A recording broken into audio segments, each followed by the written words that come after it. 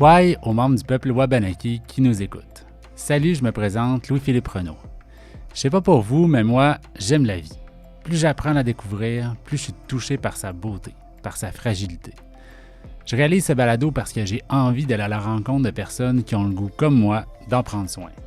Bienvenue à Juste pour vivre. Commençons par souligner que nous sommes ici pour parler de la relation aux vivants sur le territoire non cédé de la communauté autochtone Wabanaki.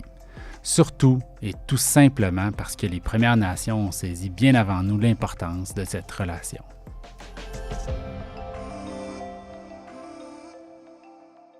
Alors bonjour tout le monde, bonjour Mélanie, bonjour Clément, comment ça va?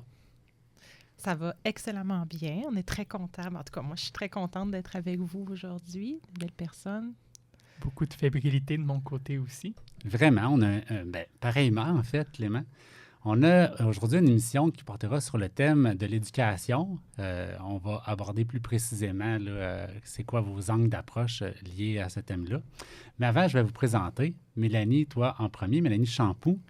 Tu es professeure en éducation relative à l'environnement au département de didactique à l'Université du Québec à Montréal, l'UQAM.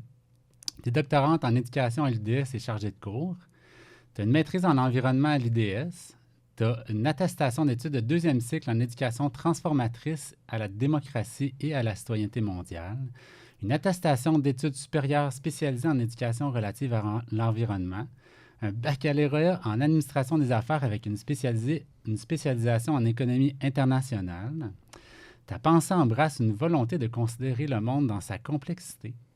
Tes nombreux écrits, que j'ai survolés avec le plus grand intérêt, révèlent chez toi un amour du vent et une soif immodérée d'en prendre soin. Tu es d'ailleurs une amoureuse de la tranquillité et de la beauté des milieux naturels.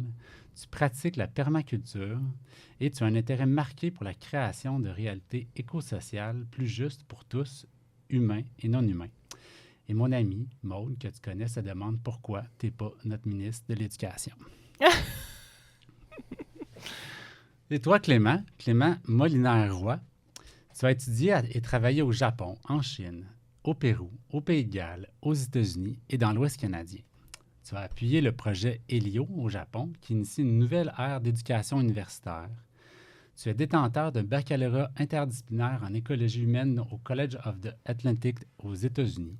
Tu as d'ailleurs conduit un projet de recherche afin d'explorer comment animer les jeunes à vouloir contribuer à leur communauté, ainsi que comment outiller les jeunes avec les aptitudes, les compétences et l'état d'esprit pour développer des projets à impact social. C'est à la suite de ces études que tu as lancé en 2018 le programme Changemaker Residency au Canada, qui combine des pédagogies innovantes pour former des jeunes agents de changement des quatre coins du monde.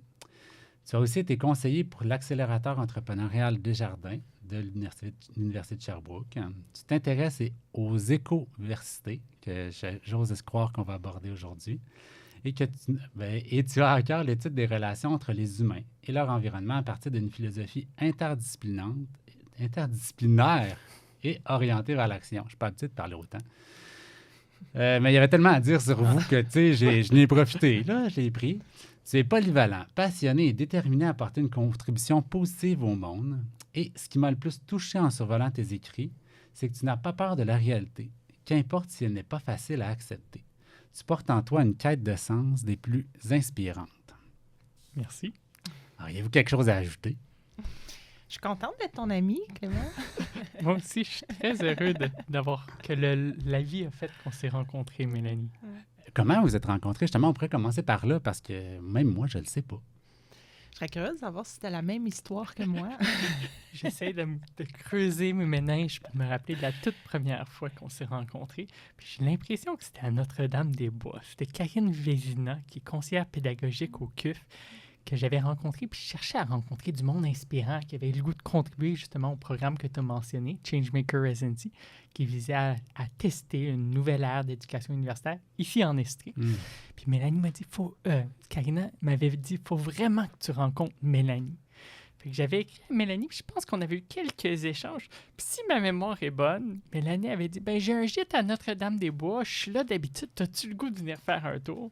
Puis prochaine chose que je savais, j'étais dans une petite yourte chez une de ses amies à Notre-Dame-des-Bois, Piopolis. à Piopolis, où Mélanie est venue puis qu'on a jasé d'éducation, les étoiles dans les yeux, une belle journée enneigée. Oui. Je sais pas si tu as la même vérité que moi sur Ouais, notre histoire de rencontre. Oui, exactement. Puis après, ben, ça a donné des opportunités de travailler ensemble, notamment quand j'ai fait le programme cours en éducation relative à l'environnement. Bon, ben, le travail final, j'avais choisi de faire une étude de cas, puis j'ai choisi, dans le fond, d'étudier le cas de Changemaker Residency, qui est le programme d'éducation alternative d'été que Clément avait monté. Donc, j'ai rencontré ses participants et tout ça. Donc, c'est là que c'est parti. Puis finalement, après, ben, on n'a pas vraiment travaillé de manière formelle sur des projets, mais on a tout le temps maintenu la communication pour justement des petits moments où on s'écrit « ce serait le temps qu'on se fasse une petite jazzette, on se rencontre autour d'une table à pique-nique, on prend une marche, puis on échange nos perspectives, on se relance, on pense vraiment pas tout le temps de la même façon, mais à chaque fois, en tout cas, moi, quand je repars, je sais pas si c'est comme ça, ben, en tout cas, je l'espère, mais je ne le prétendrai pas, mais quand je repars, ça me revient régulièrement. Ah oui, il m'a dit ça, il m'a dit ça. Puis en même temps, ben, on est très complémentaires, je pense, parce que Clément, c'est l'expert disons qui est bon pour traquer les programmes, puis ce qui se fait, puis ce qui est innovant un peu partout. Puis moi, je traque les pensées. T'sais. Fait que là, on se relance. Moi, je dis, ben tel auteur, tel philosophe, as-tu vu ça? Puis là, il dit, ça me semble que ça converge avec tel programme que j'ai vu. Donc, il est plus dans l'institutionnel, moi, je suis plus dans le philo. Fait que, un bon mix. Ouais, puis ces apports philosophiques ont vraiment contribué à ouvrir mes œillères au niveau de l'éducation. Tous mes programmes étaient centrés au niveau de former des acteurs de changement, mais c'est beaucoup grâce aux réflexions de Mélanie que j'en suis venu à dire, oui, mais quel changement? Parce que tout dépend de c'est quoi un peu la finalité ou la visée qu'on a. Puis tout le monde va dire qu'ils veulent faire du beau changement selon leur cadre de pensée.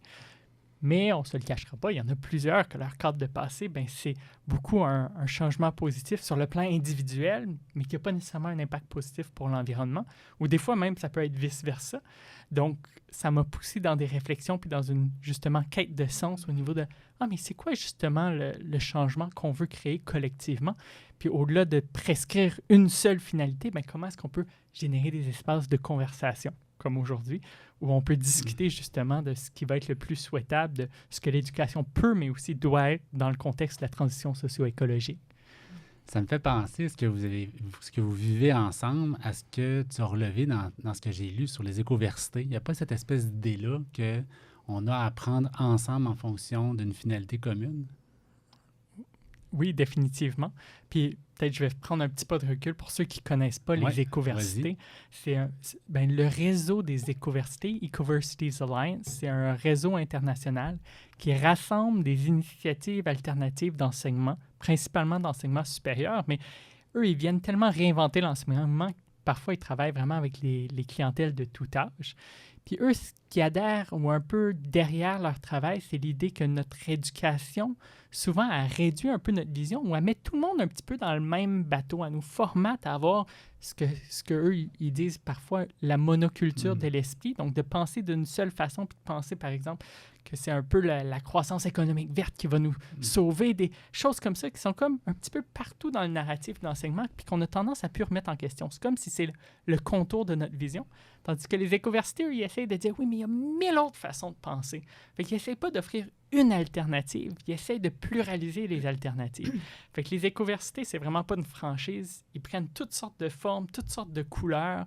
Il y en a que c'est l'apprentissage par la terre, il y en a qui sont ancrés dans les savoirs ancestraux, il y en a que c'est un peu des survival skills, donc apprendre à vivre de la nature. Il y en a vraiment de toutes les couleurs. Puis oui, ces écoversités-là portent un peu cette vision-là d'une finalité qui est dans laquelle il y a plus de justice sociale, environnementale, cognitive. Mais je ne sais pas si on pourrait dire que, finalité, des fois, ça porte à confusion parce qu'on pourrait avoir l'idée, justement, que la finalité, elle est connue, il y a une fin décidée. En fait, Boaventura de Sousa Santos parle de finalité infinie.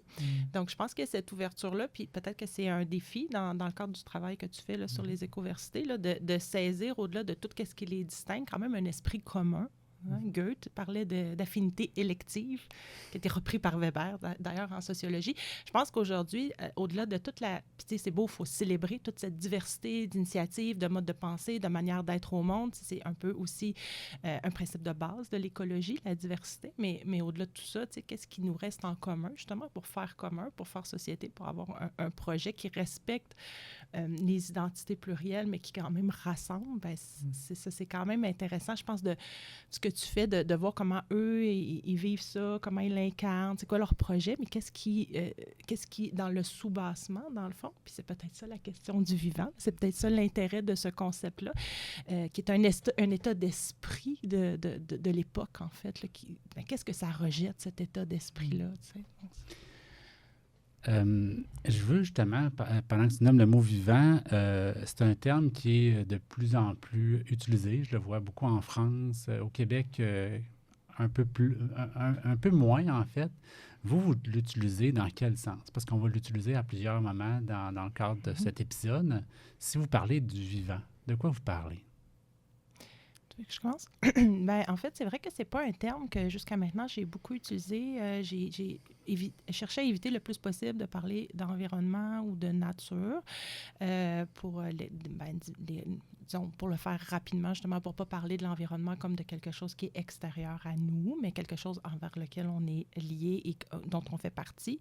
Et la nature, souvent, elle s'oppose en dichotomie avec la culture. Donc, dans cette idée, en fait, de sortir des schèmes nature, culture, humain, autre qu'humain, sujet, objet, tous les schèmes dualistes de la modernité, ben, le terme vivant, en fait, là, lorsque tu nous l'as proposé, je l'ai trouvé intéressant de le questionner, justement, dans ce qui nous permet de penser comme enchevêtrement, comme manière de lier ce qui a été délié, en fait. Mais ça l'amène toute la question, finalement, de est-ce qu'on parle de vivants comme des êtres vivants, comme des substances, OK? Ou est-ce qu'on parle d'un principe du vivant, de ce qui fait vie? Et là, si on parle d'un principe du vivant, de ce qui fait vie, bien, il faut revoir aussi ce qu'on considère comme vivant, non vivant, parce que bon, dans les cosmologies autochtones, notamment, ce n'est pas les mêmes catégories.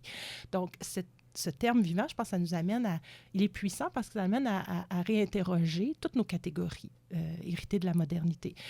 Et si on pense à vivant, puis c'est comme ça que j'aime le voir, comme ce qui fait vie, ben, ça nous permet de voir que même la matière, en fait, elle est vibrante. Jane Bennett parle de Vibrant Matter, qui est un de ses ouvrages les plus importants qui fait partie là, du courant du nouveau matérialisme. Ouais. Et donc, de changer complètement notre vision du monde pour voir que le monde est vivant, et ça nous ramène au vitalisme là, des philosophes plus anciens. Là.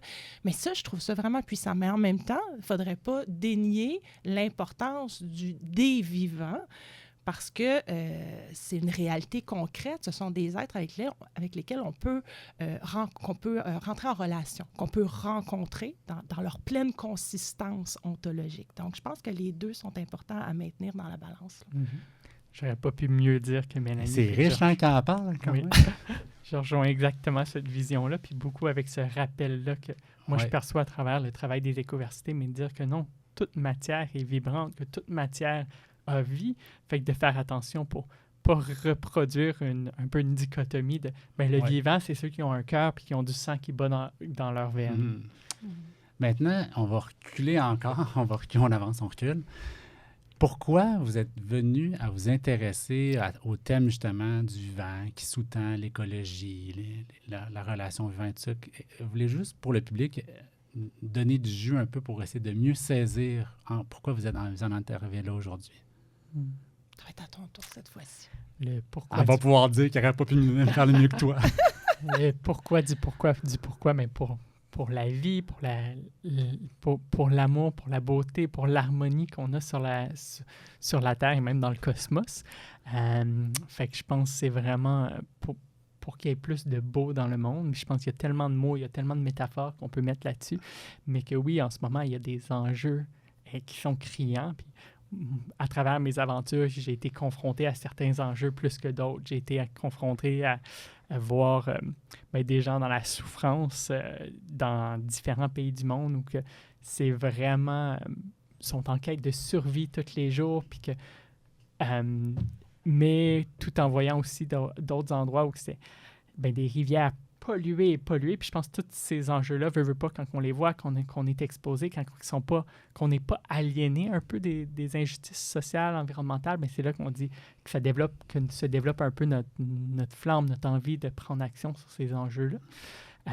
Fait que je pense que c'est beaucoup de voir un peu le lait ou de voir des choses dans lesquelles on se dit il y aurait façon de faire autrement, qui m'a donné un peu cette mission-là. Puis après, un peu comme Nelson Mandela le dit, l'éducation, c'est un des outils les plus puissants pour transformer la société, ou c'est le fruit et l'engrais de la société. C'est causé par la société, mais en même temps, ça contribue à la forger d'une façon ou d'une autre.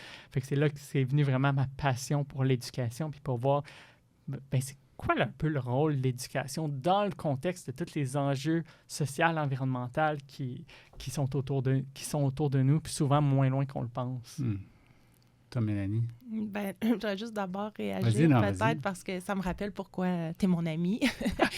Parce que, pour moi, Clément, c'est la personne optimiste par excellence, mais quand même aussi qui construit au fil des années, depuis que je te connais, son esprit critique, sa criticité. Donc, un optimisme quand même lucide et vigilant. Donc, puis, le fait que tu cherches toujours à trouver devant les situations qui semblent impossibles ou indésirables, il y a toujours une possibilité de les rendre possibles, désirables et meilleures. Et donc, c'est quand même l'éthique de base de l'éducation. En fait, toutes les personnes éducatrices devraient adopter cette éthique-là puis refuser le cynisme et la désespérance. Donc, je te remercie pour ça. La question, peut-être, je suis certaine comment tu l'avais posée, mais je la vois un peu comme, c'est quoi les moments où les kairos, là, les moments, les temps le kairos, c'est un peu comme une vision différente du temps. Plutôt qu'un temps linéaire, c'est un temps qui surgit, un temps qui est vraiment présent et dense. Donc, est-ce qu'il y a eu des rencontres ou des moments charnières comme ça qui ont... C'est quoi les rencontres? Moi, je pense beaucoup par rencontre. Là. C'est quoi les rencontres que j'ai fait, que j'ai eu l'occasion de vivre, qui ont transformé peut-être ma vision du monde ou qui m'ont amené sur des chemins que j'aurais pas pris sinon et tout ça. Donc, il y a des rencontres qui sont plus, puis je vais rester dans le langage du vivant, là, des rencontres qui sont plus mortifères ou nécrophiles, qui nous emmènent pas sur nos bons chemins, sur notre learning spirit, comme dit Marie-Baptiste. Là. Donc, il y en a d'autres qui, au contraire, nous aident à nous trouver, à nous reterritorialiser. Et ces rencontres-là, c'est pas nécessairement juste avec des êtres humains. Les êtres humains sont super importants, mais il faut aussi y penser, donc, nos rencontres aussi avec d'autres humains qu'on a eus. Et donc, je pense que ce qu'il y a... donc, je dois, où je suis, puis qui je suis aujourd'hui, à une pluralité d'êtres humains et de rencontres, mais aussi d'autres humains et de territoires et de lieux et de phénomènes. Donc, que ne serait-ce que la beauté du vent dans les feuilles, ça a contribué à qui je suis devenue et tout ça. Mais si je dois identifier une temporalité dans ma vie, les 16 ans que j'ai eu l'auberge, dont vous avez mentionné tantôt, là, Notre-Dame-des-Bois, m'ont permis, en fait, de rencontrer la terre, de rencontrer le sol, de rencontrer le vent, de rencontrer le soleil, d'être à l'écoute, d'apprendre à être attentive à ce qui est là et à ce qui vient vers soi et de comprendre l'exigence éthique d'y répondre et de bien y répondre. Donc, quand j'ai appris la permaculture, j'ai essayé de l'apprendre au-delà là, des fois de ce qui est réduit à des techniques ou quoi que ce soit, puis de comprendre l'essence de l'art de vivre en arrière de ça. Et j'ai eu l'occasion, en fait, de déployer mes puissances d'agir en héritant comme ça d'un petit lopin de terre qui avait besoin de soins, qui avait besoin d'amour, qui était plein de potentialités. Mais c'était pas à moi de lui dire qu'est-ce qu'il devait produire, comment il devait être, comment il devait se développer. Donc, c'était à moi de l'accompagner un peu. T'sais. Fait que d'être vraiment à l'écoute, de m'asseoir toujours au même endroit, d'écouter, d'être attentive, d'essayer des choses puis d'attendre la réponse. T'sais.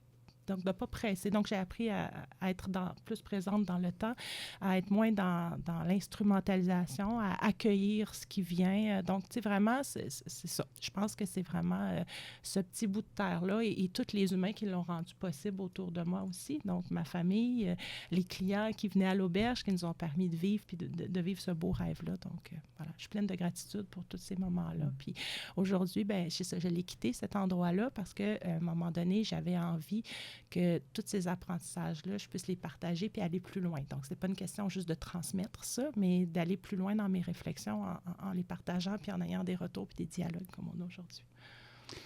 J'en viens à l'éducation, tu l'as nommé, l'importance de... Est-ce que tu voulais réagir? Non, c'est bon. J'en viens à tu parlais de l'importance de l'éducation que ça l'a pris dans ton cheminement. Toi aussi, Mélanie, vous êtes quand même deux personnes que je dirais avec une pensée très déployée, développée sur l'éducation. Comment c'est venu à être aussi important pour vous dans vos vies professionnelles et peut-être même personnelles? Moi, c'est sûr, ça a commencé très jeune, que plus que j'allais à l'école, plus que je perdais ma soif d'apprendre. Puis j'étais quelqu'un qui n'avait pas de difficultés à l'école, mais je pense que j'avais de l'ennui à l'école, puis je pense que je ressentais déjà que l'éducation était tellement réductionniste, puis je perdais un peu le sens de l'éducation, puis ça m'a suivi toute mon enfance jusqu'à lorsque j'ai terminé mon équivalent de cégep au Pays de Galles. J'ai dit, moi, j'irai jamais à l'université. J'ai fait une année Jeunesse Canada Monde, puis dans ma tête, c'était fini, là, j'étais plus capable, parce que vraiment, je perdais ma vitalité, justement. Puis, heureusement, il y a un ami à moi qui m'a convaincu, qui a dit, oui, mais Clément, il y a une toute petite université à Bar Harbor, Maine, où c'est vraiment un autre modèle d'éducation, là. Il y a juste 350 étudiants. Tout le monde étudie la même chose, l'écologie humaine, mais pour nous, c'est de dire que le monde n'est pas divisé en majeurs. Tout devrait être intégré, puis l'idée, c'est d'amener les disciplines ensemble pour prendre des actions qui ont un sens pour nous, pour la planète, pour le monde. Puis elle m'a assez convaincu, puis j'ai été très chanceux d'avoir une bourse pour y aller. Fait que je suis allé là dans une perspective, j'y vais. Si ça marche, après 6 mois, je reste, sinon je pars. Puis c'est vraiment là que j'ai retrouvé ma soif d'apprentissage, parce qu'à chaque trimestre, 3 trimestres par année, on choisissait les cours qu'on voulait, puis on était invité à voir comment on peut les combiner ensemble en projets qui vont faire une façon, qui vont faire une différence, qui vont contribuer à autrui.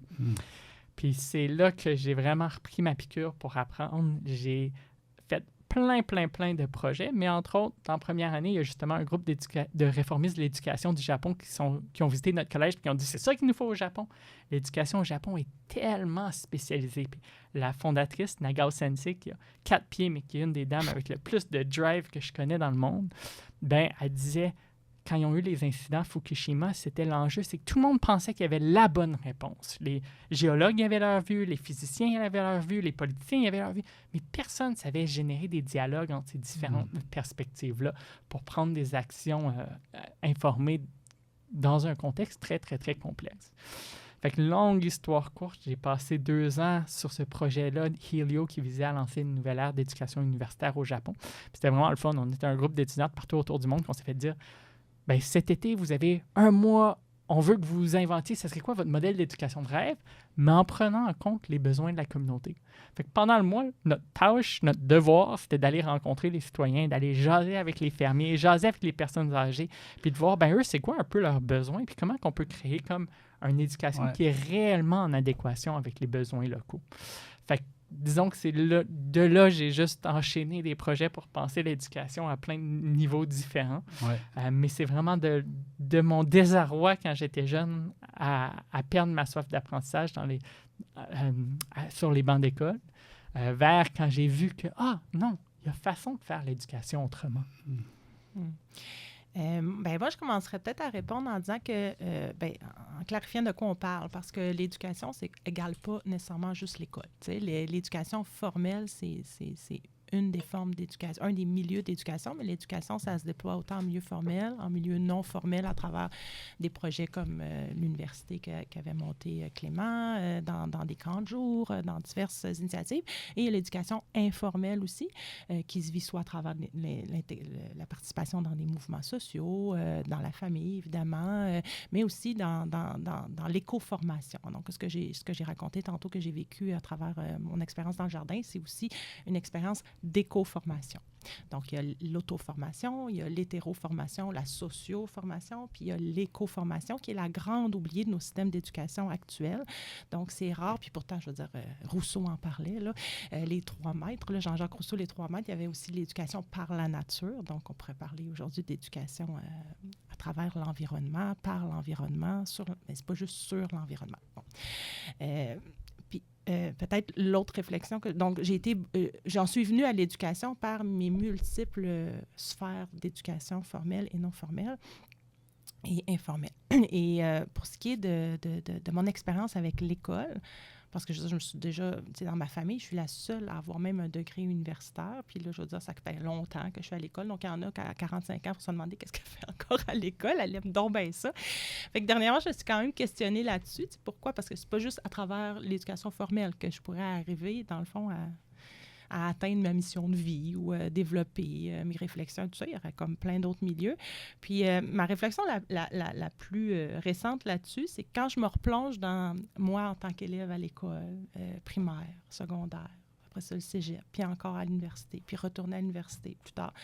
Bien, je pense que si je repars depuis que j'étais tout petite, j'étais toujours dans l'espoir, mais des espoirs déçus par rapport à l'école.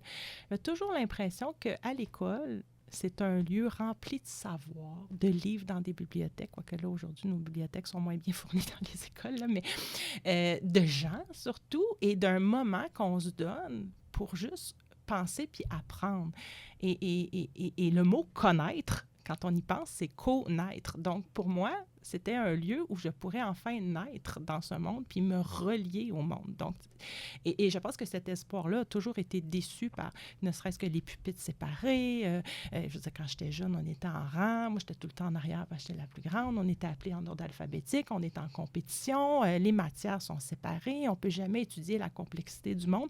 Mais c'est comme si j'avais toujours gardé cet espoir ou cette obstination que c'est ça que l'école devrait pouvoir nous offrir, de nous mettre en relation avec le monde. Donc, je pense que c'est cet idéal que je poursuis encore aujourd'hui. J'espère pas trop naïvement.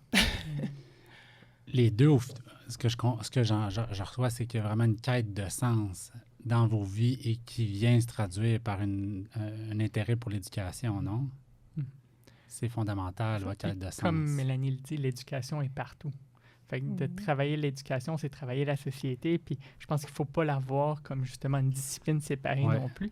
L'éducation est un peu partout, elle sévit dans tous les jours. Fait que, dans le fond, si on veut transformer le monde, ben c'est certain que ça va passer par l'éducation au sens large. Puis si on ne prend pas l'éducation dans son sens bancaire, comme Paulo Freire le disait, dans le sens d'une transmission, tu sais, moi, quand j'enseigne, là, c'est pas pour prendre ce qu'il y a dans ma tête, qui serait supposément supérieur, pour le mettre dans la tête d'un autre qui serait déficitaire puis qui aurait donc bien besoin de mon savoir. Donc, c'est pas ça. L'éducation, c'est vraiment de voir ça de manière globale, toutes les dimensions de l'être humain et notre rencontre ensemble, les moments qu'on partage nous permettent tous de grandir et de connaître ensemble dans toutes nos dimensions affectives, sensibles, cognitives, intellectuelles, mais aussi spirituelles. Donc, je pense que pour moi, en tout cas, si on veut voir l'éducation comme une discipline, c'est comme une des disciplines des sciences humaines et sociales qui est la plus complète pour l'être humain parce que, moi, j'enseigne les fondements de l'éducation, donc ça se nourrit dans l'anthropologie, ça se nourrit de la philosophie, de la sociologie, mais aussi de plus en plus des sciences de la nature, parce que quand on étudie, par exemple, le comportement des animaux en éthologie, bien, on a à apprendre d'eux. On a à apprendre du fait que, finalement, on se rend compte qu'ils font société, eux autres aussi, puis qu'ils ont ils ont des rites, ils ont des façons de faire. Il y a même des oiseaux qui sont des artistes. Donc, on peut apprendre de nos concitoyens autres qu'humains. J'ai vu une vidéo avec Baptiste Morisot, que tu connais, j'imagine. Toi, tu connais Baptiste Morisot? Qui est un philosophe français qui pousse assez, de manière intéressante, la notion du vivant. Il arrivait à une conférence, je disais, c'était long, là, j'étais tout mouillé, j'étais dans la rivière, on imitait des castors.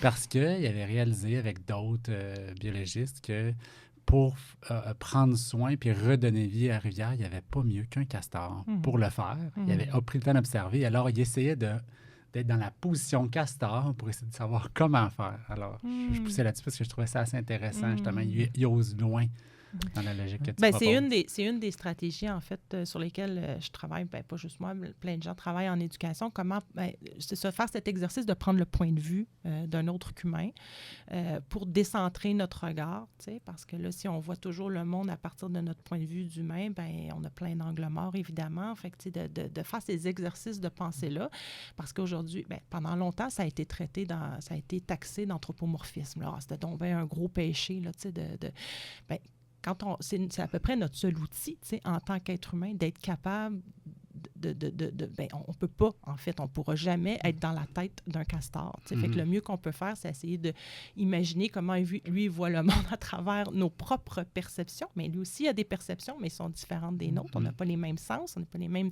habiletés sensorielles, mais bref, si on va essayer de communiquer avec les autres humains puis apprendre d'eux, ben c'est ça, en tout cas. Il y a plus en plus d'expériences en éducation qui vont en ce sens, qui essayent de voir, si on décentre un peu l'humain ou qu'on se voit dans une perspective d'un grand tout, dont on fait partie de la nature, dont on fait partie du castor qui est autour de nous. Puis notamment au Royaume-Uni, l'organisation Moral Imaginations, c'est super intéressant. Ils ont travaillé avec le conseil municipal de Camden pour faire un premier conseil interespèce. Puis chacun des membres du conseil, littéralement, devait faire comme s'il était une autre espèce. Puis il y avait un témoignage, je pense que c'était d'une des membres du conseil qui devait être une anguille. Mais ils disent que ça a complètement changé les dialogues, des dialogues qu'on a habituellement. Puis ça fait juste amener en conscience à quel point, veut pas, on est très humano-centriste. Puis quand on prend des décisions, puis la majorité de ce qui se passe dans le monde politique, mais aussi éducatif, sociologique, un peu partout, on a vraiment tendance à être un peu dans cette idée-là de, en anglais, on dit « human exceptionalism », mais que l'homme est en haut de la chaîne, puis que c'est l'homme d'abord et avant tout.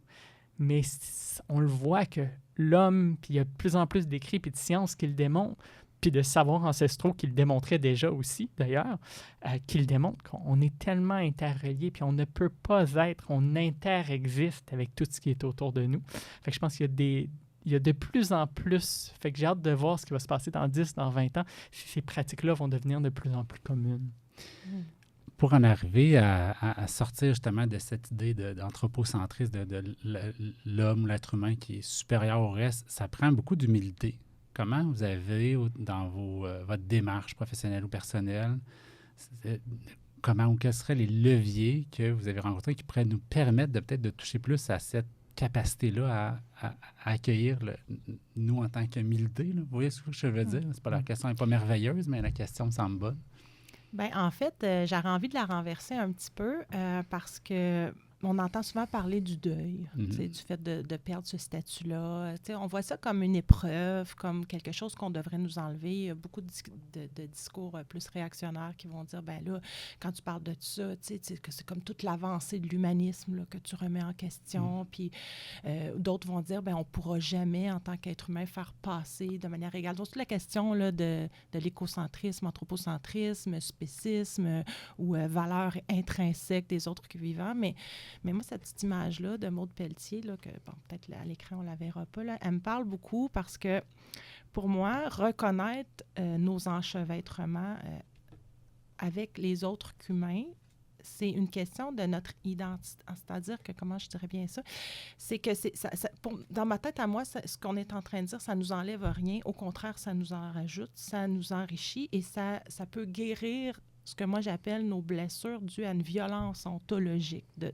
Donc, d'avoir voulu, pendant la période, c'est quand même récent là, dans l'histoire de l'humanité, de s'être pensé au-delà de tout ça, là, puis d'être le centre du monde, puis d'être détaché, de s'être arraché à la nature, pour moi, c'était une violence. C'est quelque chose qu'on nous a refusé. Je relisais encore dernièrement des discours même officiels du ministère de l'Éducation là, qui ne sont pas si vieux que ça, qui ont à peine 20 ans, qui nous disaient, bien, désormais, nous sommes dans un monde culturel qui n'est plus naturel, mais pour moi, ça me fait mal.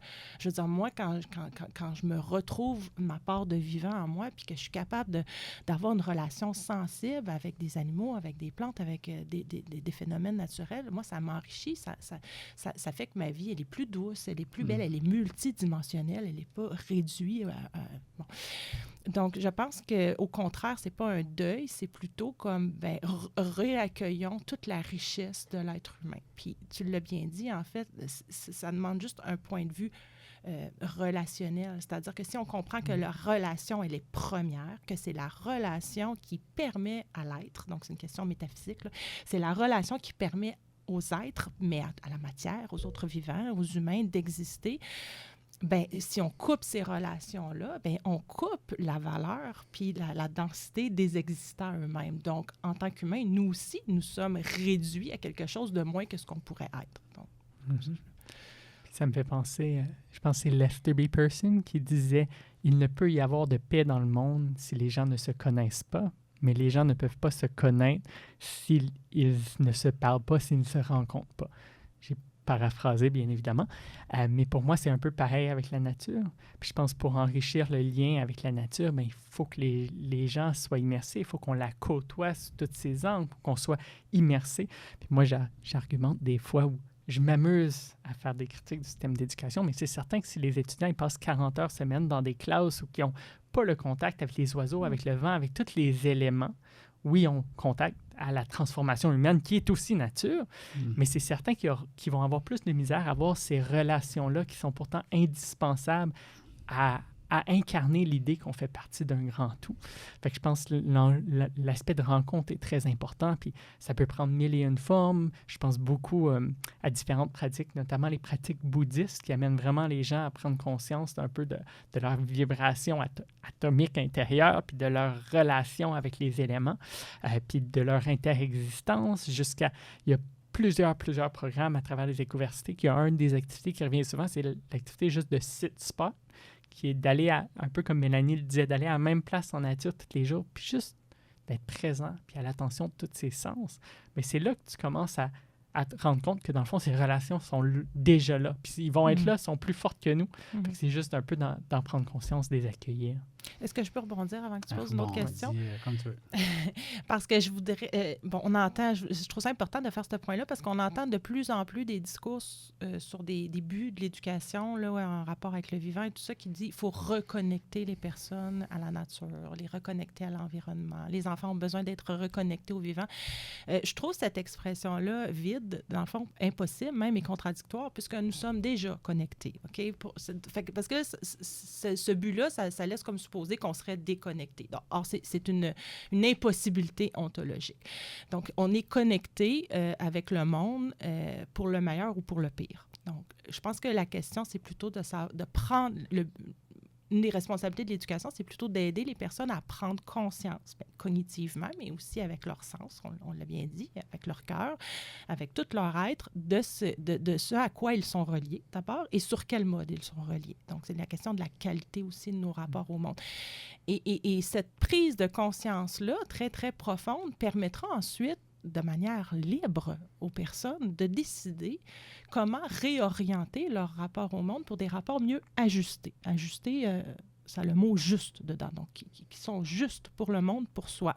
Et bien sûr, il y a toute une exigence éthique, une responsabilité éthique qui vient avec ça. Mais ce n'est pas aux personnes éducatrices à dire « je vais te connecter » on n'est pas dans Avatar, là, je ne vais pas te mettre une plug sur la fleur. Là, donc, pourquoi je disais ça aussi? Bien, c'est ça.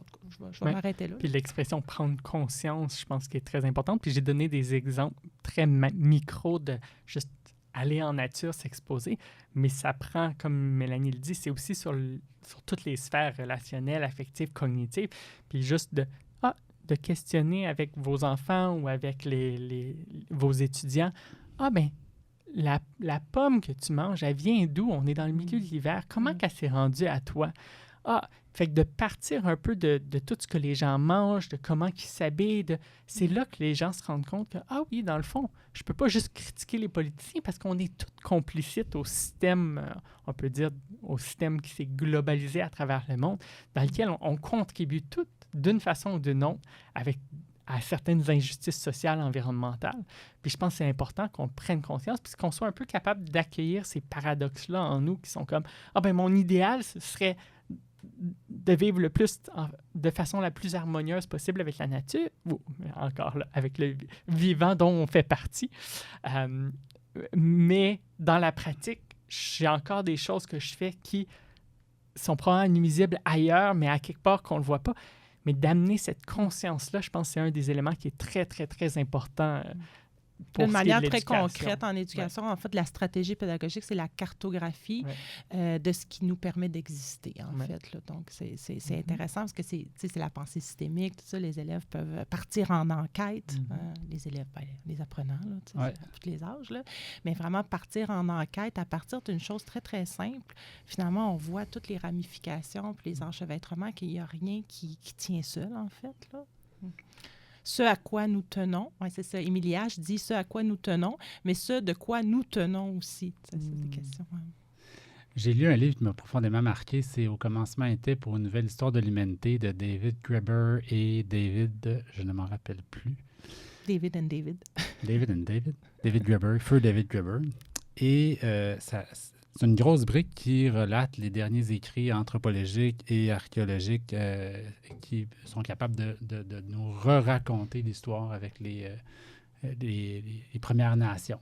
Et on voit que c'est...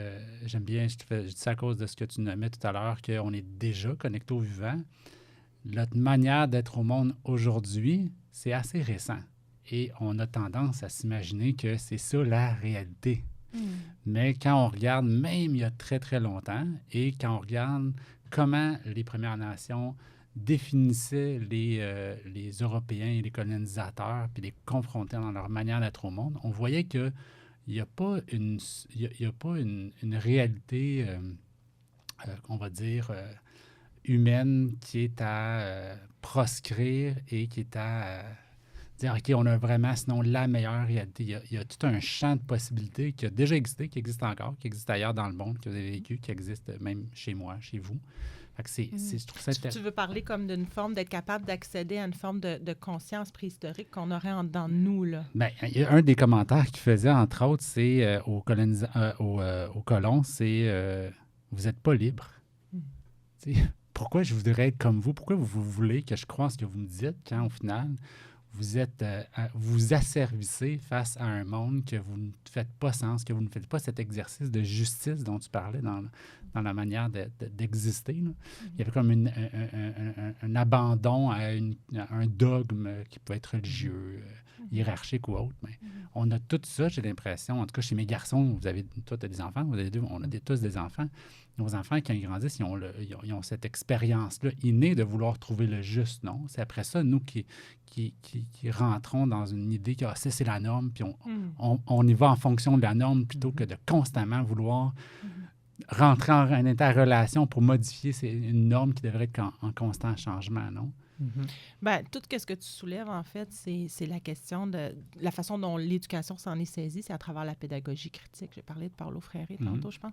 Mais effectivement, nos systèmes d'éducation actuels, même à travers le monde, là, dominants, ne font pas de place à cette capacité, à cette habileté à remettre en question l'ordre dominant, à ne pas à débusquer, en fait, là, les sophismes, ne serait-ce que ça, parce que quand on parle de pensée critique, là, c'est très, très, très limité là, dans les programmes actuels. Donc, c'est pas la conscience critique sociale au sens de Freire, qui serait de cette espèce de pulsion qu'on a, puis que tu dis qu'on voit chez nos enfants, c'est presque dans les stades de développement. Je veux dire, mon garçon, moi, il va tout remettre en question ce que je dis, parce que j'ai une posture d'autorité. Donc, oui, je pense que c'est vraiment important qu'on renoue avec ça, parce qu'une des choses auxquelles ça me fait que je réfléchissais quand tu nous as parlé de la question du vivant, c'est qu'une éducation au vivant, pour que ça soit vraiment cohérent avec une des choses qu'il faudrait complètement revoir de nos systèmes d'éducation et qui est tellement profondément ancré, c'est la question, justement, on revient au début, des finalités. C'est-à-dire que je pense qu'il faut, évidemment, tout programme éducatif doit avoir une vision de ce que ça veut accomplir, sinon on ne fait rien. Sauf qu'il y a en ce moment une telle sclérose, en fait, là, ça vient avec toute une idéologie managériale et on veut tellement tout contrôler qu'on a des profils de sortie. Juste ce mot-là, profil de sortie, moi, ça me donne de l'urticaire. Je me dis, comment est-ce qu'on... Après ça, on veut en plus que les étudiants, si on parle du système d'éducation supérieure, s'engagent dans leur processus si on leur dit à l'avance à quoi il faut que tu ressembles quand tu sors de la machine. Donc, c'est toute la question de nous ouvrir à l'inédit, à l'invention, à ce qui... Tu nous en as parlé tantôt en plus dans le corridor, là, à l'incertitude. Hein? Donna Haraway a beaucoup parlé que dans notre monde de plus en plus incertain, il faut apprendre à vivre avec le trouble. Et ça veut dire que les solutions, là, nous, en tant qu'adultes ou éducateurs, on les a pas. On peut tous cheminer ensemble, mais le mieux qu'on peut espérer, c'est que notre action éducative a contribué à l'invention d'un nouveau monde. Donc, on ne peut pas leur dire à l'avance c'est quoi ce monde-là. Hein? Donc, il faudrait travailler tout... En tout cas, il manque vraiment beaucoup...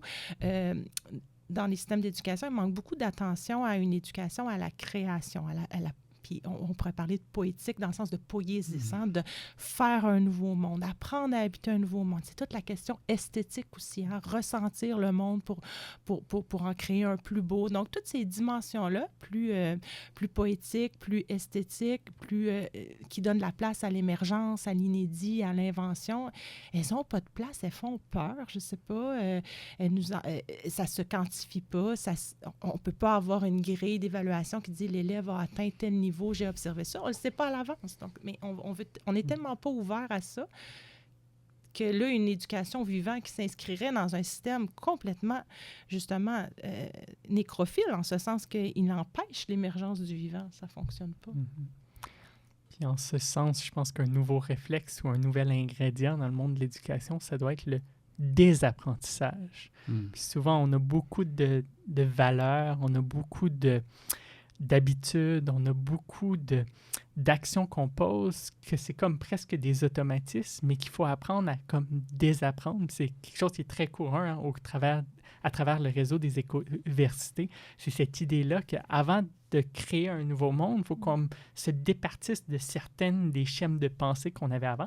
Mais il faut les voir d'abord, c'est ça, on n'en a pas conscience. Il faut en prendre conscience, faut les remettre en question. Puis souvent, comme Mélanie le dit, la pensée critique, on remet en question à l'intérieur du cadre, mais la pensée critique sociale, c'est vraiment de remettre même le cadre en question.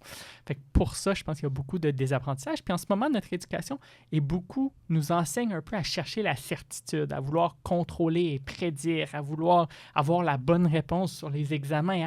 On est beaucoup dans l'idée qu'il y a une réalité qu'il faut découvrir ou construire selon nos paradigmes, parce qu'il y a plusieurs courants de sciences.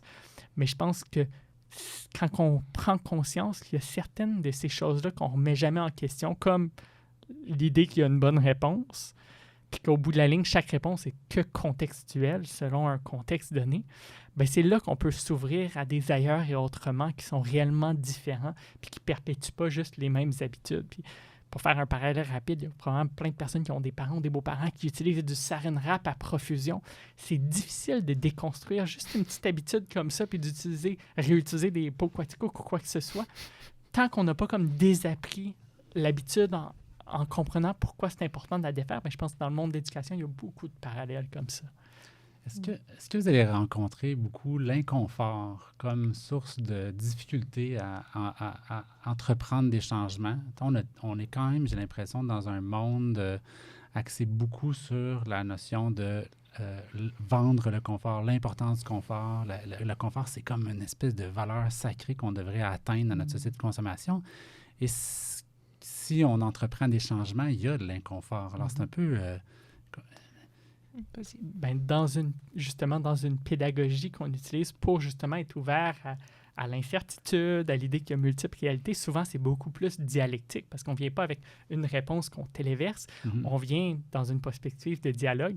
Puis moi, je l'ai vécu avec des étudiants de tout âge, même avec des enseignants, ça amène un inconfort aux gens. Les gens, quand ils rentrent et qu'on leur dit « Ah ben non, on n'a pas la réponse, il faut qu'on jase », fait qu'il y a beaucoup justement là à déconstruire. Puis un des trucs que nous on fait, c'est qu'on y va très progressivement. Fait qu'on les prend d'où qu'ils sont. Ah, c'est du monde qui aime parler, OK, on va les faire parler. Puis après, lentement, on va les amener ailleurs dans leur corps, dans des pensées, dans des questions plus grandes, ainsi de suite. Fait que c'est vraiment quelque chose qu'on rencontre beaucoup. Puis ensuite, il y a tout un peu l'homogénéisation de nos systèmes, mais comme tous les systèmes d'évaluation en ce moment, souvent, ils font que les étudiants sont comme « Oui, mais là, je veux que tu me dises la réponse clairement pour que je puisse la transcrire sur le test. » Fait qu'il faut tout repenser les évaluations quand on a des pédagogies plus dialectiques, plus ouvertes à l'émergence, plus ouvertes à la création de nouveaux mondes. Fait que je pense qu'il y a beaucoup de travail à faire, puis faut accompagner les gens à s'asseoir avec leurs paradoxes et leurs inconforts. Je suis curieux, Mélanie. Est-ce que tu as vu aussi dans ces expériences-là l'importance d'établir une relation de confiance pour faire estomper l'inconfort? Oui, c'est certain. C'est beaucoup justement dans le relationnel. Puis de les ramener au sens. Surtout les adultes, c'est de leur expliquer le pourquoi on fait ça, le pourquoi, les ramener au sens. Puis là, ils font « Ah oui, c'est vrai. OK, peut-être qu'il faut que je m'y prête à cette nouvelle façon de penser. » Là. La confiance, c'est intéressant parce que, oui, souvent, on va le voir comme safe space. On s'imagine qu'il faut, en tant qu'éducateur, qu'on ait que l'étudiant ait confiance en nous en tant que pédagogue, mais rarement on pose la question dans le sens inverse. Puis je pense qu'on a un problème souvent qui n'est pas mentionné, c'est que les éducateurs ont eux-mêmes peu confiance dans les étudiants, de leur capacité, de ce qu'ils pourraient découvrir et tout ça. Et donc, c'est pour ça qu'ils essaient beaucoup de dire à l'avance, voici ce que je m'attends, voici c'est quoi mes attentes. Et ils vont souvent les diminuer aussi pour ne pas être déçus. Donc, je pense que la question de confiance, donc, elle est dans les deux sens.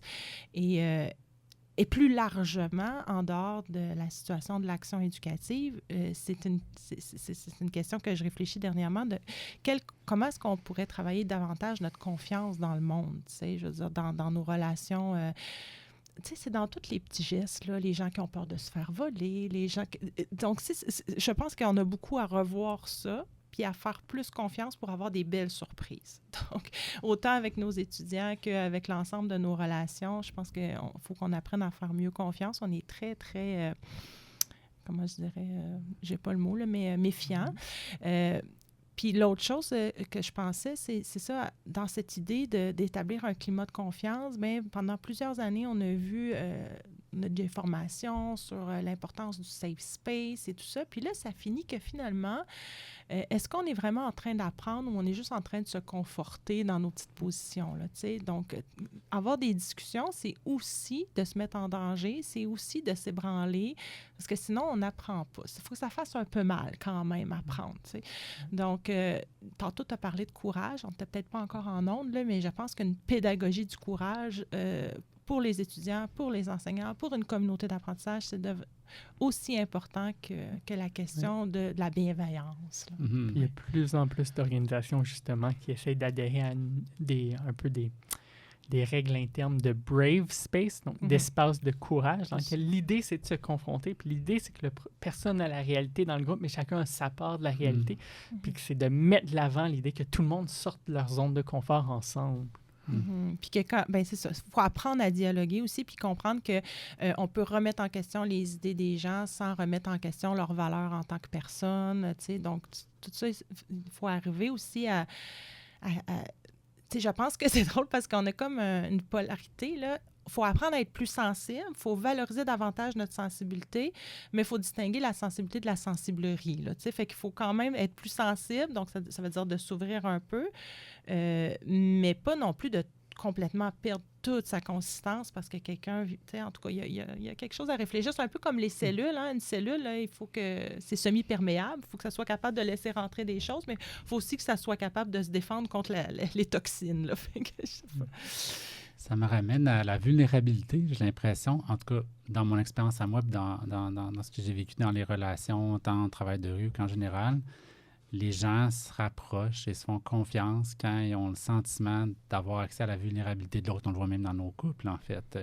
Moi, je me le suis fait dire quand j'ai cheminé. Personnellement, ça me fait du bien. J'ai l'impression que tu te permets d'être vulnérable avec moi. Puis là, la relation de confiance s'installe. Mais c'est difficile aujourd'hui d'être vulnérable, surtout avec...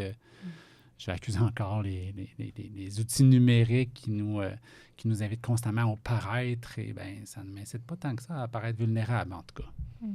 C'est intéressant. La vulnérabilité, c'est une des choses que je trouve les plus importantes aussi en éducation comme changement à faire. Je suis contente que tu l'amènes parce que les théoriciennes écoféministes, là, notamment avec toutes les éthiques du care, de prendre soin, nous disent depuis longtemps que il faut prendre conscience de notre vulnérabilité puis l'accueillir parce que c'est seulement comme ça qu'on va être capable de valoriser tous les métiers du soin puis l'importance du soin.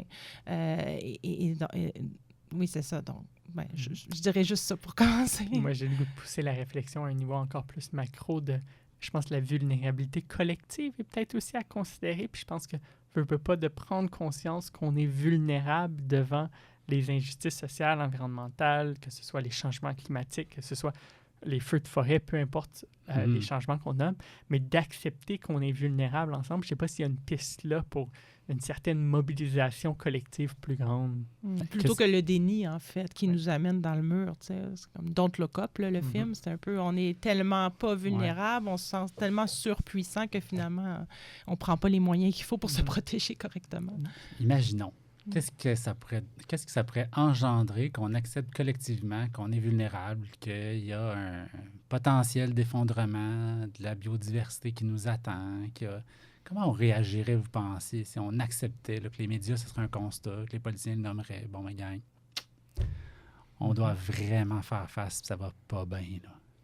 Bien, je trouve qu'il faut faire très attention avec ça parce que le contrepoids nécessaire à ça, si on veut aller là, puis qu'on se dit que de toute façon, on va y arriver parce qu'on va l'avoir, la claque, là, plus ça va, plus les manifestations sont brutales. Fait que le contrepoids à ça, c'est justement un peu tout ce qu'on a évoqué, puis qui est peut-être le thème du vivant, c'est la beauté du monde. Donc, on a besoin, pour passer à travers des épreuves, d'être accompagné de la beauté du monde. Que ce soit dans le niveau biographique, on vit un deuil ou des difficultés, on doit se rattacher à des choses qui sont belles, à l'amour. L'amour, c'est peut-être la chose la plus importante pour continuer de se battre, de résister, de travailler ensemble. Donc, moi, je suis d'accord pour dire qu'à un moment donné, on va devoir faire face à ça, mais il ne faut pas que ça soit le discours unique ni dominant parce que c'est très dangereux que finalement, on devienne complètement apathique, cynique, désespéré, qu'on devienne encore plus anxieux. Donc, il faut y aller avec parcimonie. Fait que c'est un difficile équilibre à tenir entre célébrer la beauté du monde, mais pas non plus tomber dans un romantisme excessif qui fait qu'on n'est pas capable de voir la réalité en face, puis tomber dans un cynisme et un désespoir et un catastrophisme. Ou marcher sur un fil de fer entre les deux. Catherine Larare, elle a écrit un essai avec son... Je pense que c'est... Non, c'est Catherine toute seule avec son mari. En tout cas, Larare et Larare, peut-être en 2017. Le pire n'est pas certain. Donc, face à tous les discours catastrophistes, il faut quand même aussi maintenir la nécessité de se mobiliser puis de voir qu'il y a des choses qui sont possibles à faire. Et ça, individuellement et collectivement, on a besoin de s'entourer de beau, de bon. Et donc, on doit réapprendre à vivre en poète, en fait. À habiter la terre en poète. Toi, Clément, qu'est-ce qui te viendrait? Mais c'est certain. Ben, j'aime l'idée de Mélanie de dire qu'il ne faut pas que ça devienne un dogme non plus. Fait qu'il faut que ça l'ouvre au possible, il faut que ça l'ouvre à plusieurs utopies, façon de parler. Fait que c'est certain que dans un monde idéal, on peut rêver d'une solidarité ou d'une... Il y a beaucoup d'enjeux qui sont liés avec les lignes qu'on a tracées sur des papiers qui s'appellent maintenant des nations ou des pays. Fait qu'on pourrait espérer pour une solidarité internationale. En même temps, je pense qu'il y a plusieurs autres avenues que des fois, on n'ose pas contempler, mais peut-être qu'il faut l'accepter, qu'on sorte vers un mur, puis que, comme les dinosaures, comme d'autres espèces, c'est à notre tour aussi de laisser la planète à d'autres vivants, façon de parler. Fait que je lisais un collectif, Gesturing Towards Decolonial Futures, qui offre une piste vraiment intéressante de dire, oui, mais qu'est-ce qui se passe si on un peu serre les mains en solidarité, mais qu'on accepte qu'on meurt, qu'on marche vers la mort humblement et collectivement. Fait que c'est certain que c'est provocateur comme idée, mais en même temps, le plus que tu y réfléchis, le plus que tu te rends compte, ah oui, c'est vrai, si on change notre perception de la mort, il y a des possibilités là. Fait que j'aime beaucoup l'idée qu'on pluralise les utopies, puis c'est un peu la beauté des écoversités que j'étudie, c'est qu'ils ont toutes des finalités différentes. Mais moi, je marcherais vers la mort avec toi, en autant qu'on s'en aille vers une réincarnation d'autres choses. Donc, je pense qu'il faut qu'on accepte qu'il y a des choses qui doivent mourir, mais pour recréer autre chose. Exactement. Puis c'est la métaphore derrière.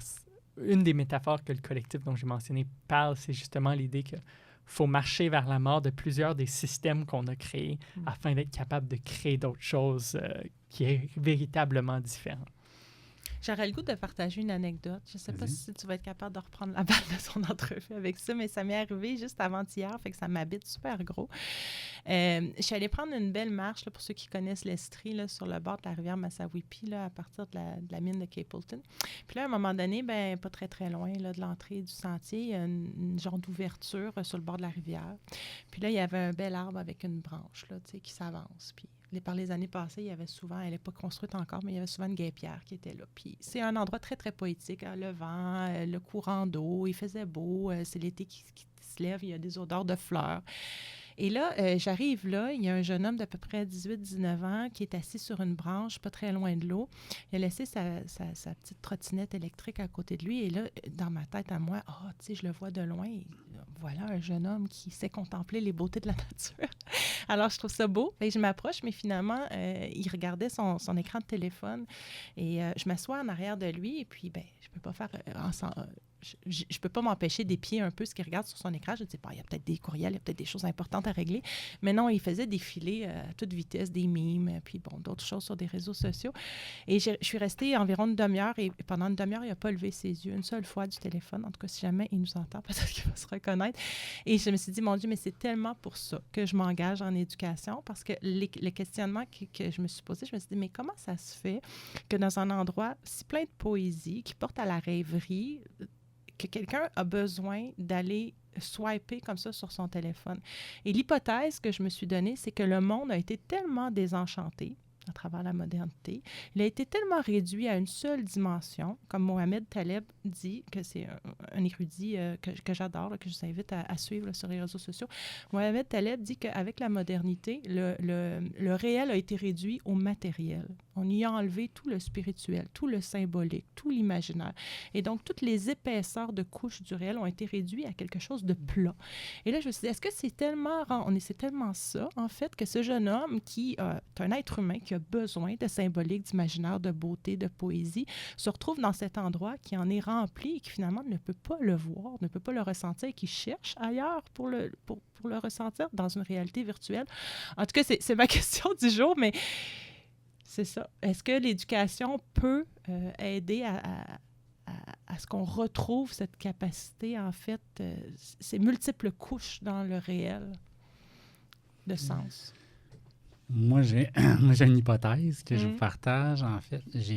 Mon hypothèse, c'est qu'il y a de l'inconfort. Peut-être que le jeune homme dont tu parlais, ou en général, quand on n'est pas relié au monde dans toute sa sensibilité, puis on n'est pas habité par notre propre sensibilité à être dans le monde, je pense que fondamentalement, il y a un inconfort existentiel qui est là. Alors, je ne serais pas surpris que ça soit beaucoup moins difficile qu'on pense de sortir de notre réalité numérique, matérielle aujourd'hui, parce que si je regarde même le niveau de solitude ici et ailleurs dans le monde, de dépression, de médicaments qu'on prend pour aller mieux, je pense pas.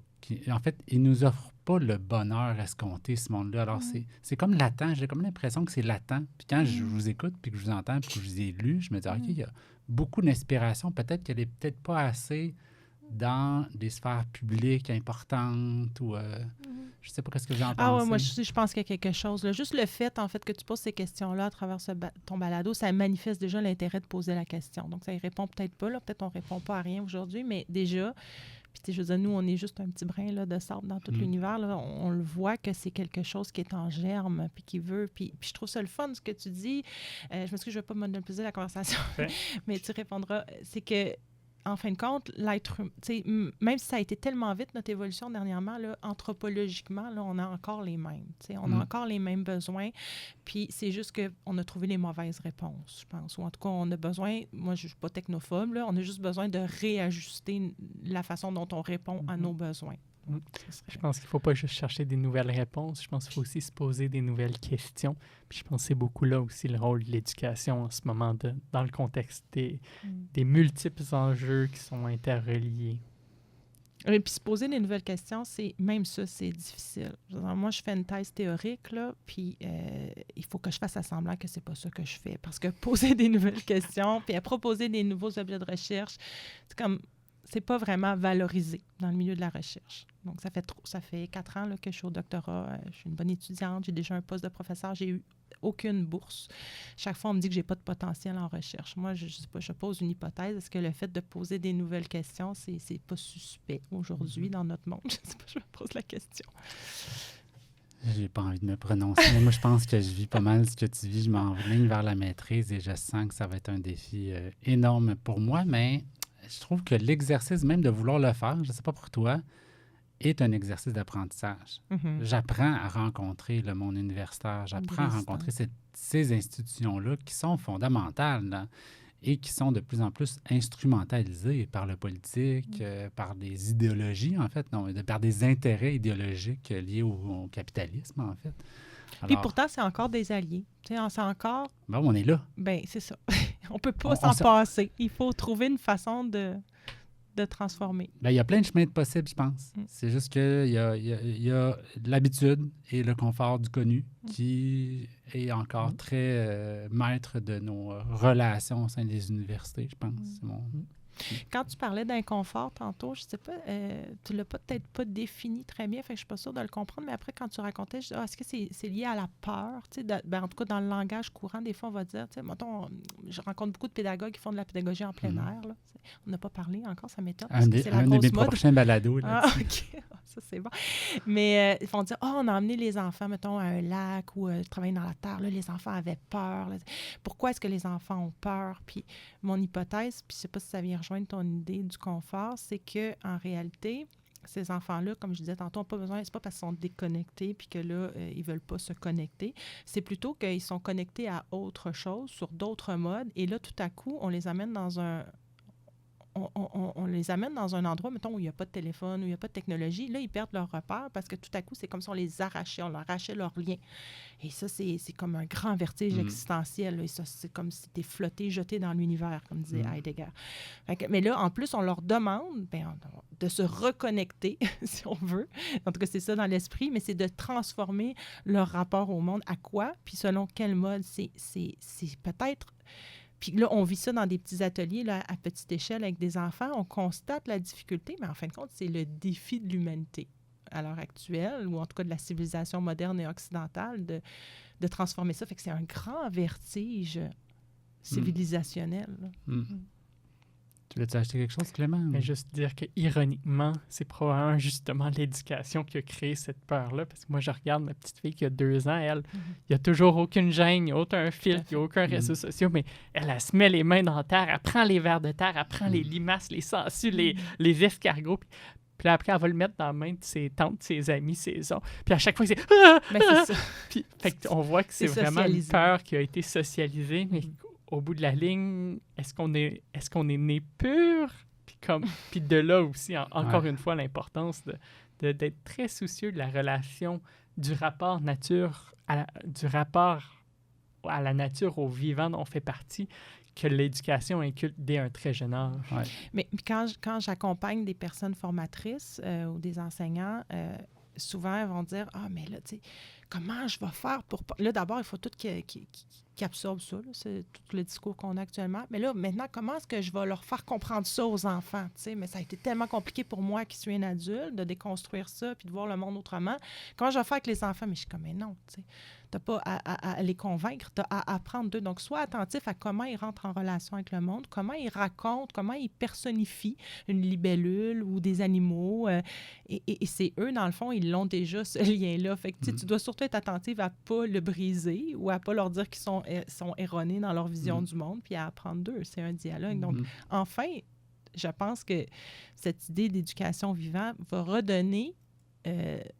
une voix légitime aux enfants dans notre société adultiste où finalement les enfants sont toujours des petits hommes, des futurs citoyens, des personnes qui n'ont pas encore de voix, mais là, ils ont quelque chose à apprendre aux adultes. Est-ce que vous connaissez, est-ce que vous êtes intéressé à la neuroscience? Moi, Sébastien Baller, où elle le sens, j'avais beaucoup aimé. Et j'ai l'impression que moi, si j'avais à dire qu'on aide vulnérable, puis ça serait plus là-dedans, dans l'idée de dire, OK, bon, mais on est vraiment encore face à des mammouths à l'intérieur de notre manière de raisonner au monde, mais dans une manière très viscérale.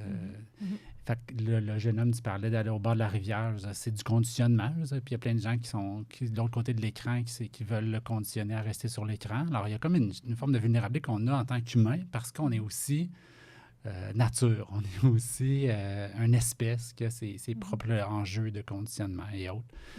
Mais moi j'aime beaucoup Jung, qui est un grand psychanalyste, Jung. Oui, psychiatre. Psychanalyste, oui. Qui parle qui amène quand même à voir l'humain avec une perspective d'intérieur de soi. Si on limite la compréhension de l'humain à quelque chose de rationnel, ce qui est beaucoup actuellement dominant dans le monde, comme si on serait un monde de raison, tu sais. Mais lui nous amène à dire, OK, bon, mais il y a quelque chose au fond de soi qui a même serait même connecté à un soi universel, hein, avec des vérités universelles.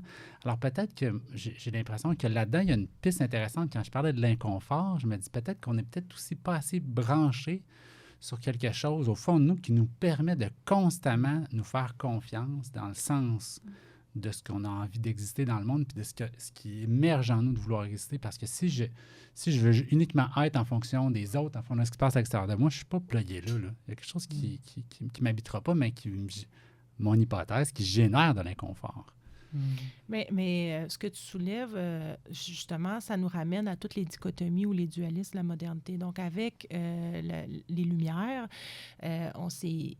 Bon, 17e siècle, 18e siècle, on s'est mis à voir, en fait, la force de la raison, puis on s'est mis à se voir comme des êtres rationnels, mais ce faisant, on a compris comme étant, tu sais, dans une dichotomie, ça fonctionne toujours qu'il y a un côté positif supérieur à l'autre.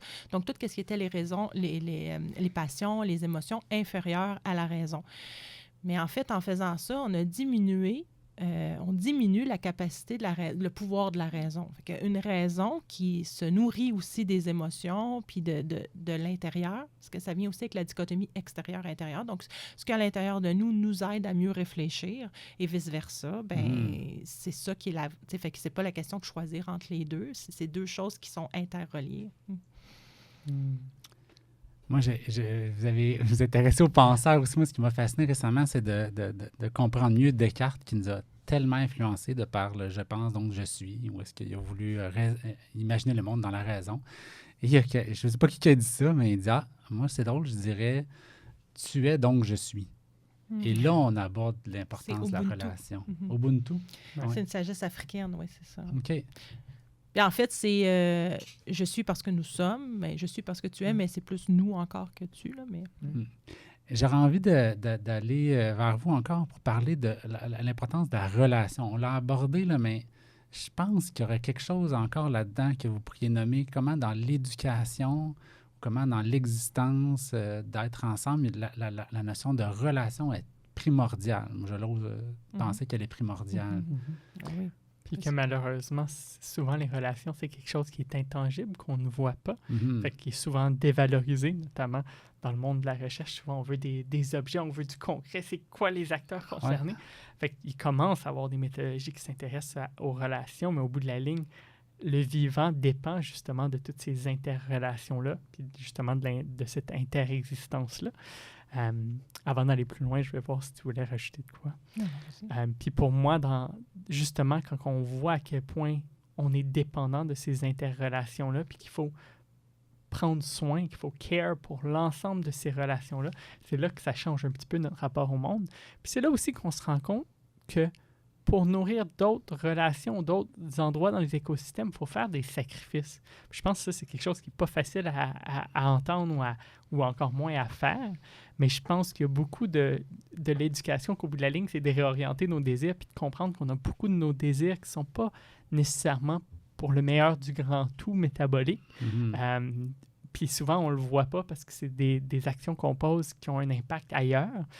Mais je pense qu'il y a vraiment quelque chose dans les relations qui a aussi comme un ebb and flow, un va-et-vient, un karma de donner et de prendre, mais qui implique entre autres de faire des sacrifices pour tendre à d'autres relations.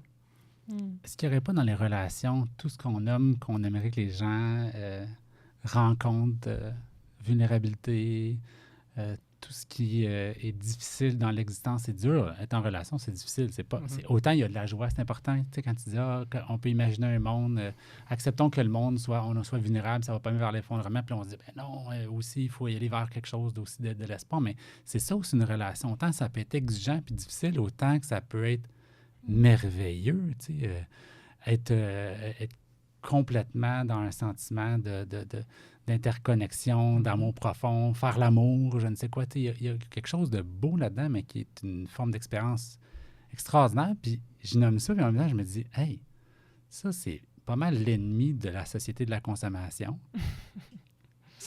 Comment qu'on peut... comment marchandiser les relations? C'est drôle, c'est la première fois que je l'entends, là, à la faveur de notre conversation, quand tu dis faire l'amour, tu sais, il y a le faire dedans. Puis faire, c'est la racine de poétique. Donc, en fait, les relations nous permettent de créer le monde. Puis c'est ce que je disais tantôt, tu sais, par la relation, le monde existe. Puis même si on va au plan métaphysique, c'est grâce à la relation que le temps et l'espace existent, sont créés. Ils ne sont pas là préalablement en relation. C'est par l'interrelation. En tout cas, ceux qui ont étudié l'origine du temps n'arrivent jamais à l'origine de l'origine de l'origine sans exclure Dieu. On n'arrive pas, mais on s'entend pour dire qu'il y a eu une mise en relation entre des particules, aussi simples soient-elles, et que c'est ça qui a permis la vie, puis c'est ça qui a permis de créer l'espace et le temps. Donc, je pense que la relation, effectivement, elle est primordiale, mais elle est difficile à saisir. Puis, effectivement, comme tu dis, dans notre société de capitalisme pulsionnel, même, en fait, on est en train de créer un régime de sensibilité qui exclut la relation, qui divise, qui hiérarchise, qui crée des rapports, parce qu'il y a toujours des rapports. Hein, il y a toujours des rapports. C'est pas que ça existe. Comme j'ai dit tantôt, c'est impossible, pas de relation. Donc, mais c'est quoi le mode de relation? Donc, des relations basées sur la domination, sur l'exploitation, sur l'invisibilisation, sur l'appropriation, l'instrumentalisation. Donc, c'est ça. Donc, quel type de rapport au monde on veut valoriser puis créer en éducation? Donc, je pense que c'est ça la question qui me préoccupe. Puis pour ça, moi, il y a deux penseurs. Tu as commencé avec la question des penseurs, tu nous parlais de Descartes. Il y a deux penseurs que je trouve très importants pour l'éducation. Un penseur plus ancien du 20e siècle, qui est Martin Buber, qui a écrit notamment un très bel ouvrage qui s'appelait « Je tue ». Et tu connais? Non. Non. Et je vous l'explique très simplement. En fait, selon lui, il y a deux types de rapports, de relations. Je tue ou je cela. Donc, c'est impossible d'être tout le temps dans la relation je tue. On est la plupart du temps dans la relation je cela pour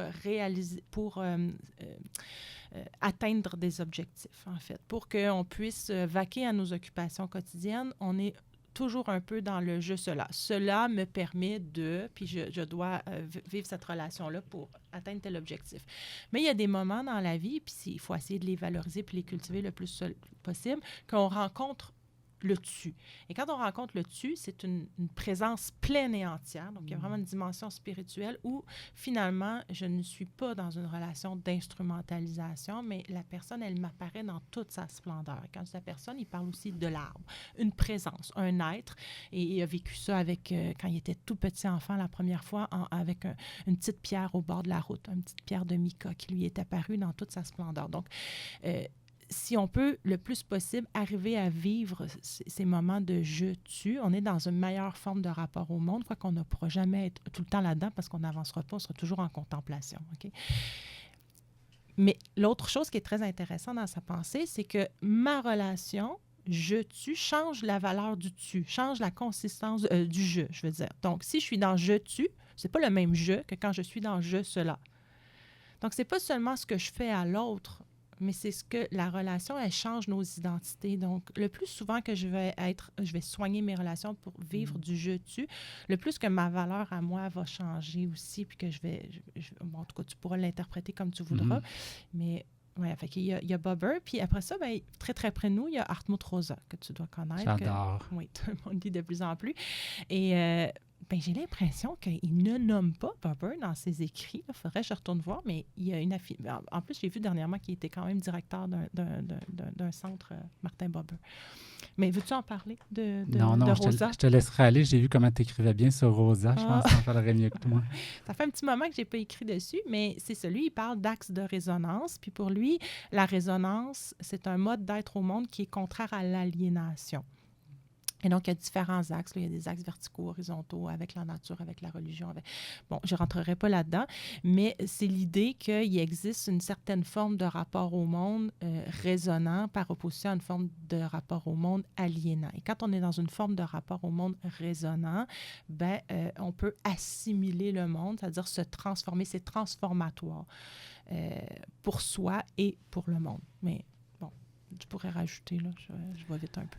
Ben non, en fait, ce que je trouve bien d'Hartmut Rosa, c'est que moi, ce qui m'a le plus touché, c'est sa manière de nous inviter à comprendre que c'est dans la résonance complète avec le monde, avec nos sens même aussi, que des fois qu'on oublie qu'on est des êtres de sens, qu'on fait l'expérience du monde, l'expérience de la relation et qu'on acquiert ce qu'on a besoin pour exister. En tout cas, je grossiarise énormément, là, mais moi, ça me parle beaucoup, en tout cas, cette manière de... Toi, Clément, qu'est-ce que tu avais envie d'ajouter sur cette réflexion? On était parti de où? La relation. Oui, la relation. Toi, où est-ce que tu... Ben, j'avais déjà parlé sur les relations. Je pense que j'ai rien à rajouter là-dessus. Tu n'as rien à rajouter là-dessus. Quand tu parlais des questions que tu trouvais qu'on devait se poser actuellement, qui étaient importantes, qu'on devait se poser, est-ce que tu en as, toi, des questions que tu aurais envie de nous partager, que tu te dis, hey, moi, cette question-là, elle m'habite en ce moment, que je trouve qu'elle devrait nous habiter collectivement? J'en ai 1001, puis ils passent si vont, mais il y en a une qui est récente, qui était celle de justement, mais comment est-ce qu'on veut habiter le monde collectivement dans les limites des ressources de la planète? Ça, c'en est une parmi plusieurs autres que je pense qu'il est le fun à explorer en éducation, puis qui est le fun pour générer des dialogues philosophiques. Qui t'a amené vers la pensée complexe, je me trompe? Disons que tout est dans tout. Fait que j'avais beaucoup d'autres questions m'ont aussi amené à la pensée complexe. Mais dans le oui. sens qu'on ne pourrait pas répondre à cette question-là si on ne réalise pas que le monde est complexe et qu'on doit l'aborder de manière complexe. C'est ça. Clairement. Parce que ce que je fais a un impact ailleurs et ce qu'ailleurs... Et ça revient toujours sur moi à la fin, parce que je suis dans le monde. Donc, il y a une responsabilité aussi de se rendre compte que comment on agit puis comment on rentre en relation avec le monde, ça a non seulement des impacts qui nous dépassent, donc c'est pour ça qu'on a une responsabilité de faire pour le mieux, mais que ultimement, de toute façon, en changeant le monde, ça va me changer moi aussi. Comment on peut développer le sens de l'altérité? C'est un mot que j'ai lu là, je pense que c'était écrit à toi, on parle de l'altérité. L'altérité, tu définirais comment l'altérité? C'est la relation à l'autre. Ouais. L'autre avec un grand A, donc tout ce qui n'est pas soi. Oui. En éducation, il y a comme des espèces de leviers importants, majeurs, qui nous permettent de développer l'altérité, parce que j'ai comme l'impression qu'il y a quelque chose d'important là-dedans pour entrer au monde. C'est beaucoup dans l'éducation à la citoyenneté que ça se vit, dans l'éducation interculturelle. Mais tu sais, tous les cadres qui ont été développés en éducation interculturelle, pour moi... ils existent, ils sont bons, ils ont été travaillés depuis des années. En fait, on n'a pas...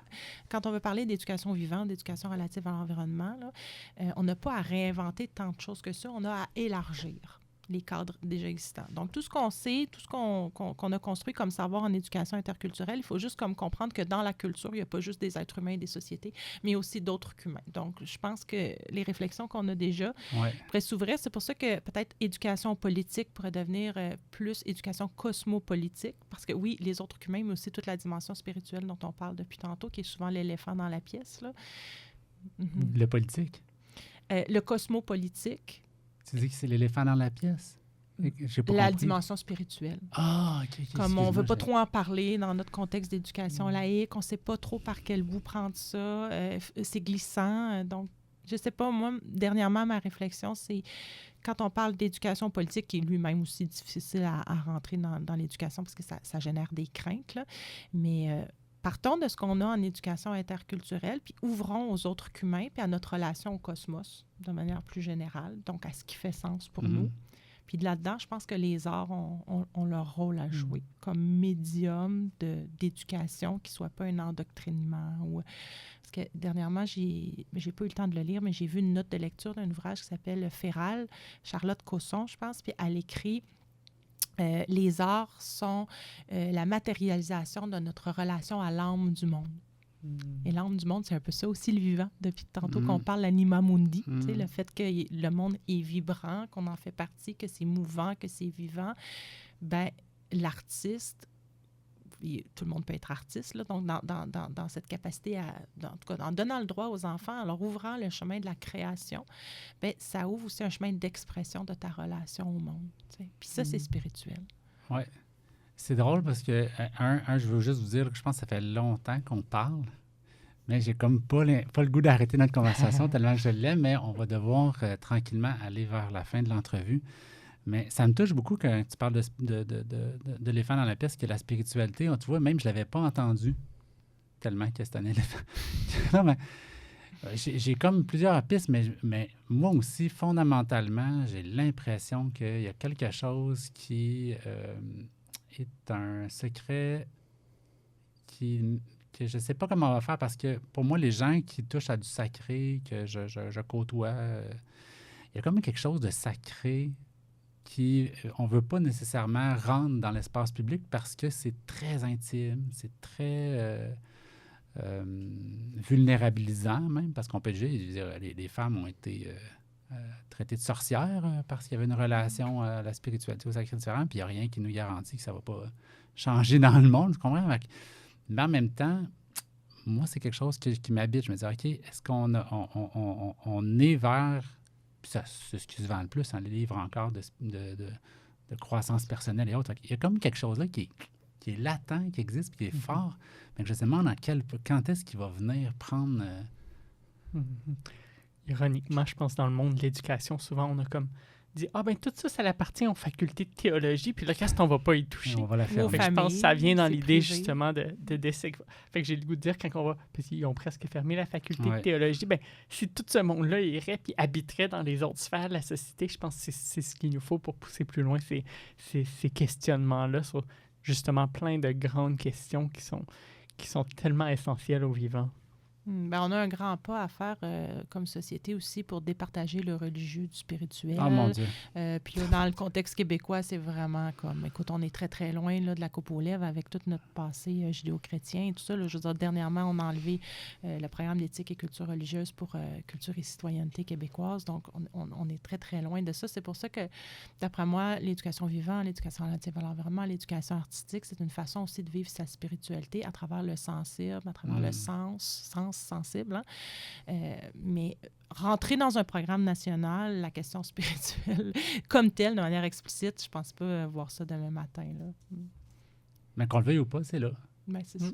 On peut inviter tous les gens qui nous écoutent à aborder ces questionnements-là, soit pour eux ou d'ouvrir la conversation avec d'autres. Ça va peut-être faire un petit effet de vague. Oui. Je terminerai justement en vous posant la question à savoir qu'est-ce que vous aimeriez ajouter à cette entrevue-là pour vous qui pourrait amener encore plus de sens à ce que vous avez partagé aujourd'hui, ou est-ce qu'il y a quelque chose qui vous habite, que vous auriez envie de partager? La chose qui me vient, c'est juste d'arrêter d'essayer de trouver des solutions. Parce que souvent, derrière, il y a comme un paradigme qu'on veut tout le temps trouver des solutions à nos réponses, mais il faut juste... On peut en trouver, mais il faut faire attention que souvent, nos solutions génèrent d'autres enjeux ailleurs dans le système. Puis, notamment avec la vitesse, on en a parlé un petit peu avant l'entrevue, mais surtout quand on veut trouver des solutions rapides, je pense qu'il faut se rappeler, en fait, que la nature, elle prend son temps. Un arbre va grandir dans le temps que l'arbre prend pour grandir. Puis, je pense qu'il faut un peu accepter qu'on navigue la vie, puis que c'est plus comme une danse, puis que c'est plus un peu des expériences qu'on fait, puis qu'on essaie de voir qu'est-ce qui se passe si je fais ça avec une introspection, plutôt que de penser qu'on est les héros ou les gens qui ont la solution. Quand je pense qu'il faut, c'est plus qu'on pluralise les possibles, qu'on pluralise les interventions, les expérimentations. C'est tellement le fun de danser en plus. Oh oui, c'est là qu'on s'est vu aussi à une danse trad, je crois. Ça se fait. Ça vient de me popper. Mais oui, en fait, sortir du monologique, favoriser le plus possible les dialogues, les rencontres avec des humains, mais aussi avec des milieux, avec discuter avec vos plantes, discuter avec les arbres, avec les fleurs, avec le vent, avec le soleil, cultiver les zones de contact, en fait.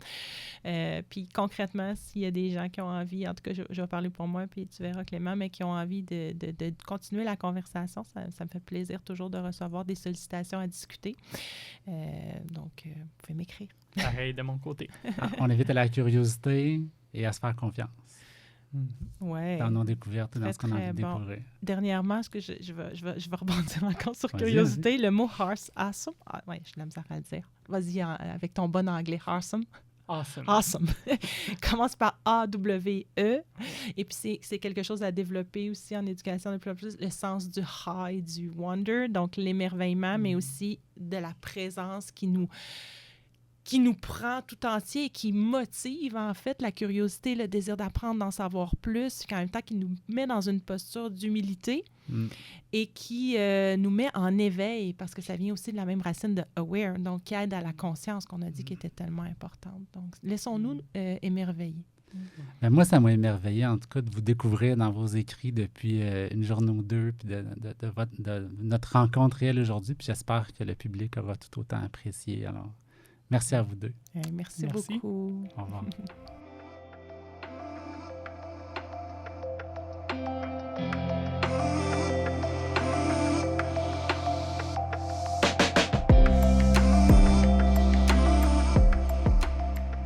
J'espère que vous avez apprécié les échanges et les réflexions.